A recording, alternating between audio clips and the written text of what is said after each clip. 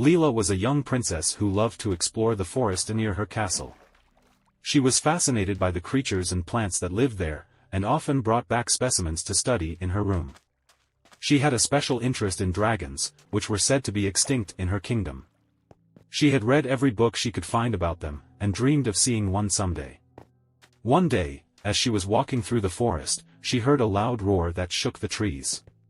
She followed the sound, hoping it was a dragon. She came to a clearing, where she saw a large, scaly creature lying on the ground. It had wings, horns, claws, and a long tail. It was a dragon. Leela was overjoyed. She ran towards the dragon, forgetting to be afraid. She wanted to touch it, to talk to it, to learn from it. But as she got closer, she saw that the dragon was wounded. There was a large gash on its side, and blood was dripping from it. The dragon looked at her with pain and fear in its eyes. Leela stopped in her tracks. She realized that the dragon was in danger. Someone had hurt it, and might come back to finish it off. She had to help it. She ran back to her castle, and grabbed some bandages and herbs from the infirmary. She also took a cloak and a basket, to hide her supplies. She didn't want anyone to know what she was doing. She returned to the forest, and found the dragon still in the clearing. It was breathing heavily, and looked weaker than before. Leela approached it slowly, and spoke softly. "Hello, I'm Leela, I'm here to help you, don't be afraid." The dragon snorted, and tried to get up, but it was too weak, and fell back down. "Please, let me help you, I won't hurt you, I love dragons. You're amazing." The dragon looked at her curiously.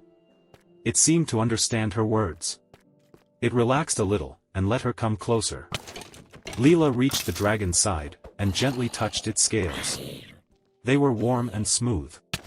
She felt a connection with the dragon, as if they were friends. She took out her bandages and herbs, and began to treat the injury.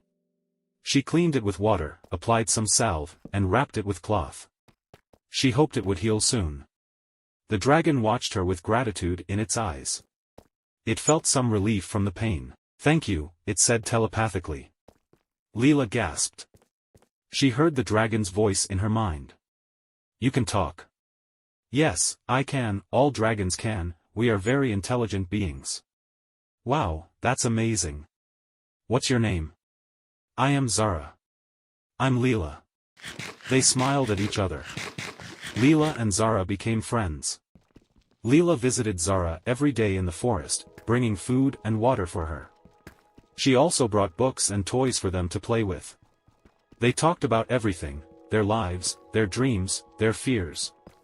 They learned from each other, and laughed together. Zara told Leela about her kind, how they used to live peacefully with humans, until a war broke out between them, how they were hunted down and destroyed by greedy men who wanted their scales, horns, and teeth, how she was the last of her kind in this land.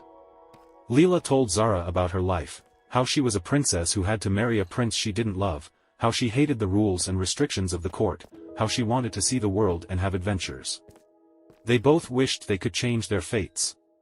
One day, Zara told Leela that she had a gift for her. "A gift? What is it?" "You'll see. Come with me." Zara led Leela deeper into the forest, until they reached a cave hidden by vines. "This is my home," Zara said. She entered the cave, and Leela followed her. Inside the cave, there was a large pile of treasure, gold coins, jewels, crowns, swords, and other valuables. "Wow," Leela said. "This is my hoard, I've collected these things over the years from different places," Zara said. "Why do you have them?" "Dragons like shiny things," Zara said with a shrug.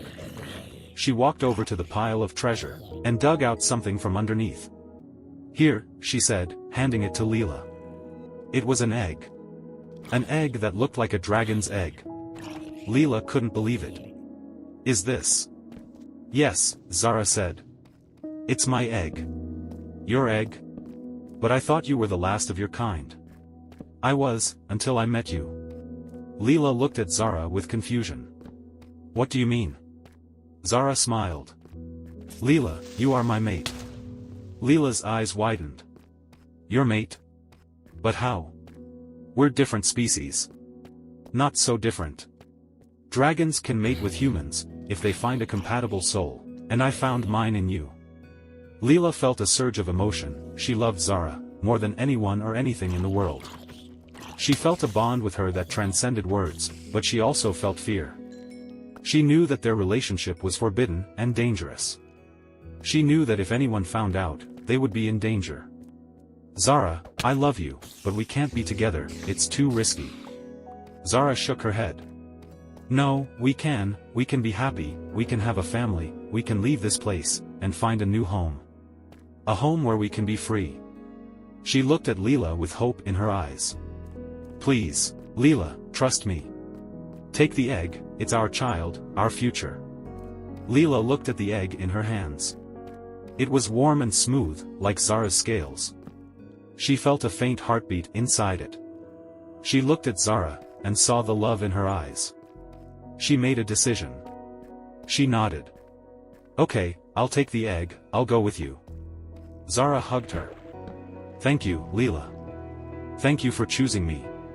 They kissed, packed some of the treasure, and left the cave. They mounted Zara's back, and flew away. They flew over the forest, over the mountains, over the sea. They flew towards the horizon, where the sun was setting. They flew towards a new life, a life of love and happiness.